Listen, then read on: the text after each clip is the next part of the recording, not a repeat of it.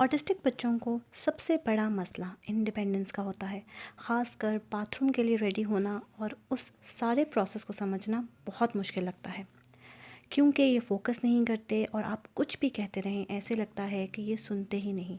इसलिए लगता है कि ये काम बहुत मुश्किल है। अब्दुल्ला को भी वॉशरूम के लिए ट्रेन करना मुझे बहुत मुश्किल लगता था।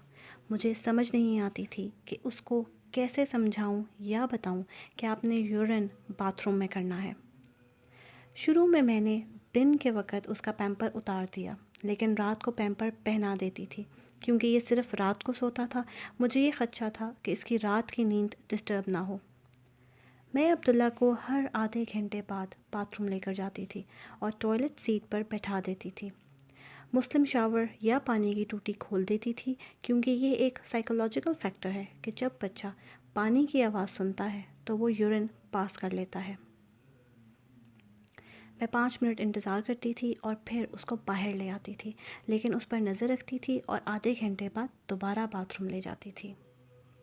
बार बार बाथरूम लेकर जाने से उसको आहिस्ता आहिस्ता अंदाज़ा हो गया था कि मैंने यूरिन बाथरूम में करना है, लेकिन फिर भी काफ़ी दफ़ा वो बीच में भी कर दिया करता था।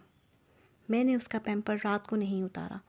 मैंने उसके ज़्यादा सारे अंडरवेयर रखे होते थे, ताकि अगर वो बीच में कर दे तब भी मेरे पास इतने हों कि मैं आसानी से उसे दूसरा पहना दूँ।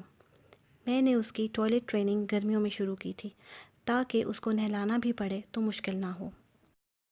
बेशक ये एक मुश्किल और सब्र आज़मा काम था।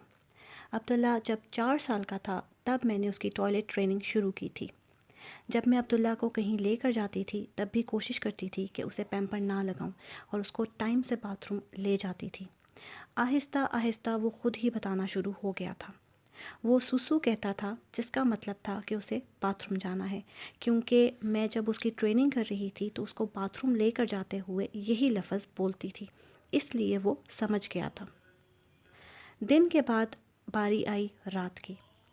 जब उसका पैम्पर ड्राई होता था, यानी सारी रात उसने यूरिन पास नहीं किया होता था, तो मैंने उसका पैम्पर रात को भी उतार दिया।